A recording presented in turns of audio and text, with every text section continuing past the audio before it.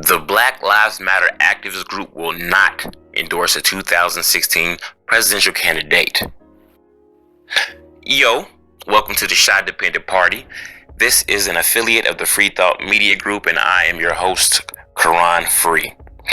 What's up, Chicago and everywhere else? I'll tell you what's up. The new goons in town, the group banging on everybody from police to politicians, the group that has made it clear and without a shadow of a doubt what the fuck really matters to them.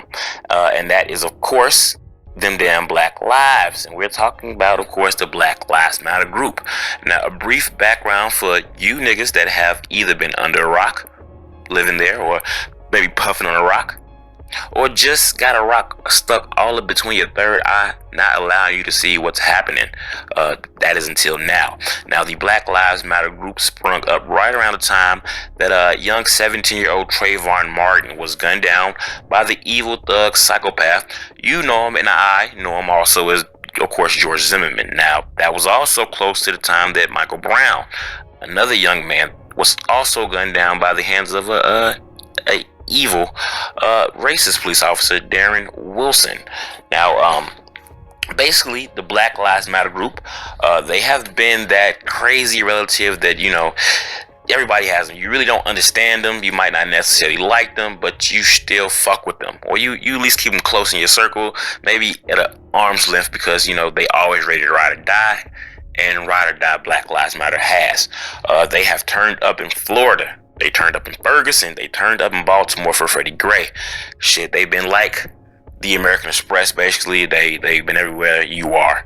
Especially when those people hesitate to to show that Black Lives Matter, or feel or express that Black Lives Matter. If you don't rock with Black Lives Matter and you start with the All Lives Matter and all the rhetoric, then basically Black Lives Matter's on your ass. And that's why I can't really knock the hustle. Now, more recently, the Black Lives Matter group has turned their attention to the political circuit, as they have made it their lives' work to confront the candidates about the treatment of the African Americans in the US of A.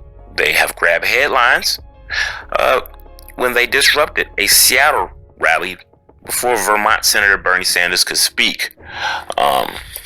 So basically, Black Lives Matter would roll up a couple people deep, pretty deep, maybe 50 deep, maybe less, maybe a little bit more, depending on the circumstances, with t-shirts and stuff like that. And they would basically just start chanting, maybe start taking microphones, doing a lot of stuff. They've done it to Al Sharpton, so it's not just been candidates. They've been getting down. But basically, when asked about the actions of the organization, one of the founders, Alicia Garza, said, "Yo, look, sometimes you have to put a wrench in the gears to get people to listen." And, you know, I can definitely agree with that. You know, sometimes people gotta know that we not fucking around, and you gotta do it sometimes this way. And people have been listening, basically because, according to sources, Black Lives Matter has spent months upon months conducting meetings with different candidates, and I can only imagine how those meetings have gone. Hey, Black Lives Matter. Hey, you know, Black Lives Matter. We rock with you. You know, be on our side. No, Black Lives Matter. Hey, you know, we got money. Black Lives Matter, right? Though, I mean, but that's just kind of like my imagination. But they met with Clinton. They've met with Bush. They've also met with Bernie Sanders. I don't know how you meet with somebody after you kind of fuck up their hope, but you know, that's how it goes. And, you know, basically they've come to the conclusion that, well, we not really fucking with none of y'all, and we will not endorse a presidential candidate this year. And that's because, quote, Black Lives Matter, they don't think that playing a corrupt game is going to bring change to Black Lives Matter. What they say, what they have seen is an attempt by mainstream politics and politicians to co-opt movements that galvanize people in order to move basically closer to the politicians' own selfish goals. Now, basically, the Democratic National Committee, and they tried to get on the good side of Black Lives Matter, and they said, hey, we join with you a resolution saying, hey, Americans across the country, we affirm Black Lives Matter and say her name. Now, say her name is another kind of like a, you know, sister of Black Lives Matter. Basically, we like these efforts and we want to make them visible. the pain of the brothers and sister Americans as they condemn, extrajudicial killings of unarmed African American men, women, and children. Now, even after saying this, the Black Lives Matter group say we still not fucking with y'all. And that's very interesting. And basically in response, Black Lives Matter said, "Hey, we believe that it's too early, to really choose. It's really too early to rock with any of y'all.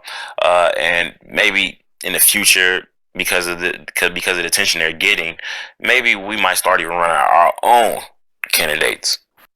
So basically, they're going to be a Black Lives Matter party, and maybe they're going to have their own politicians. I don't know, but basically, I don't know how this is going to go.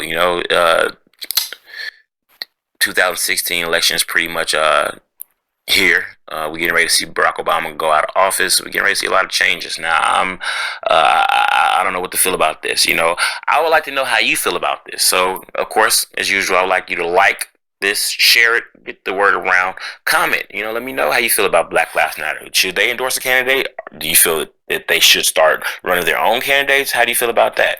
And of course, don't forget to subscribe. This is the Shy Dependent Party, an affiliate of the Free Thought Media Group, and this is Karan Free signing off later.